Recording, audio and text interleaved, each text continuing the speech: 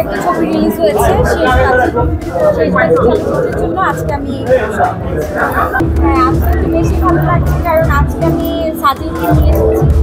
ও আসতে চায় না আমার সাথে কারণ ও একটু লজ্জা পায় ক্যামেরার সামনে দাঁড়াতে। তো আমি আসলে বিয়ের পরে আমার কেন একা কোথাও যেতে ভালো লাগে না, তো যখন বের হই আমি ওকে বলি যে তুমি আমার সাথে তো আজকে একটু জোর করে ওকে নিয়ে আসছি। আলহামদুলিল্লাহ খুব ভালো, নতুন সংসার আমার, সবাই আমার জন্য দোয়া করবেন। আমি যেন সারাটা জীবন একসাথে আমরা দুজন একসাথে থাকি। এটা সবার নিজের আন্ডারস্ট্যান্ডিং এর উপর ডিপেন্ড করে। যদি আপনারা নিজেরা ঠিক থাকেন অবশ্যই সম্পর্ক ঠিক থাকবে, আর নিজেদের আন্ডারস্ট্যান্ডিং না থাকলে কোনো কিছু ঠিক থাকবে না। আর আল্লাহর সহমত ছিল তাই হয়তো বা বিষয়গুলো মানে ওর তো আসলে সব দিক দিয়ে কোনো দিকে তো মানে খারাপ না, সব দিকেই ভালো। আর মেরিলও মানুষ হিসেবে ভালো, মানুষ হিসেবে ভালো। এখন দেখেন সুন্দরীও বলা যাবে না, অন্য কিছু বলা যাবে, আপনারা সবাই জানেন একজন নায়িকা হতে গেলে যা যা গুণ থাকে ওগুলো তো আছে, বাট সর্বফার্স্ট কি হলো মানুষ হিসেবে অনেক ভালো। শিলার কাছে জানতে চাই ভাইয়ের কোন ব্যাপারটা সবথেকে বেশি তোমাকে অ্যাট্রাক্ট করেছিল যে কারণে তুমি প্রেম করতে বাধ্য হয়েছিলে? ওর একটু মুডি টাইপের, একদমই আছে না যে মানে ছেঁচড়া টাইপের ছেলেরা যেরকম থাকে মেয়ে পটাতে যায়, ও একদম টোটালি ডিফারেন্ট। ও একটা ভাবে থাকতো অলওয়েজ, ও সবসময় ভাবেই থাকে। সো ওর এই পার্সোনালিটিটা আমার কাছে অনেক ভালো লাগছে। ওর প্রপোজের স্টাইলটা একটু ভিন্ন রকম, ও সবসময় মানুষকে পচায়, আর ওর মানুষকে মানে পচাতে ওর অনেক ভালো লাগে। সো একদিন পচাতেই একদম মানে নিজের পছন্দের ভালো লাগার কথাটা বলেছিল, কিন্তু এটা রোমান্টিক ওয়েতে ছিল না। এক পর্যায়ে আমাদের তুমুল ঝগড়া হয়, তো ঝগড়ার মাঝখানে ও আমাকে সরি বলে, তারপর সে আমাকে জানায় সে আমাকে পছন্দ করে, তারপর ধীরে ধীরে আমাদের মতো বন্ধুত্ব তৈরি হয়। আসলে আমরা তো আসলে প্রথম থেকে ফ্রেন্ড ছিলাম, আমরা ফ্রেন্ড থেকে রিলেশন আসা। আসলে কেউ কাউকে ঘুরানো হয় নাই, আমিও ওর সাথে কথা বলতে আমার ভালো লাগতো, আমরা একসাথে ঘুরতে যেতাম ভালো লাগতো, আমরা অনেক সময় চায়ের আড্ডা দিতাম, লং ড্রাইভে যেতাম, রাত্রেবেলা ঘুরতে বের হতাম। সো আমরা 300 ফিটে যেতাম পিঠা খেতে।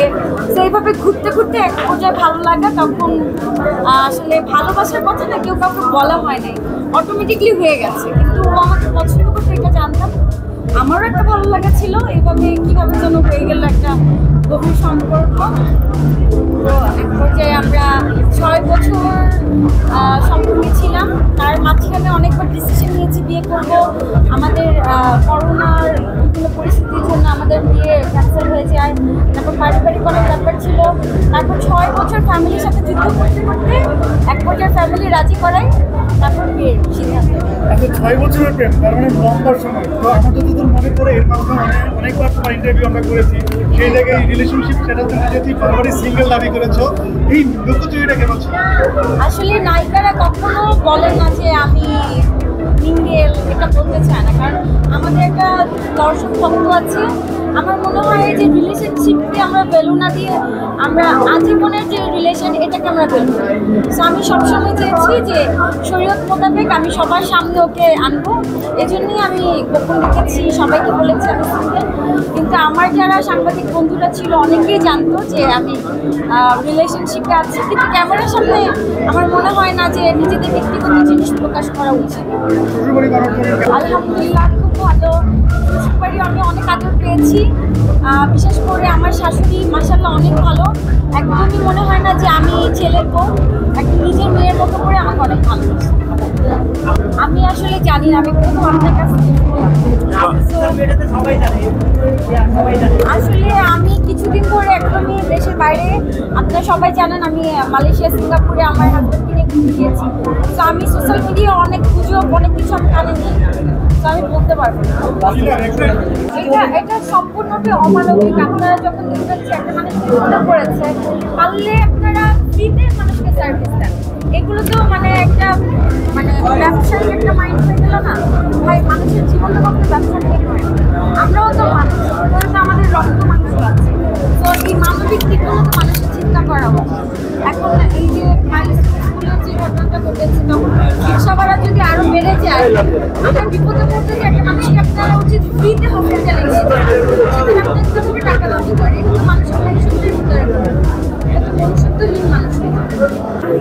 আগস্টের পরে তো যে যাকে নিয়ে যেভাবে খুশি নিউজ করেছে, যে যাকে যেভাবে খুশি অপমান অপদস্থ নানান ধরনের বাজে বাজে নিউজ হয়েছে সোশ্যাল মিডিয়া। তো আমরা বলতে গেলে নিজের মতো করে আমরা লিখি, যে যা খুশি লিখে দিলাম সোশ্যাল মিডিয়ায়, কিছু যায় আসে।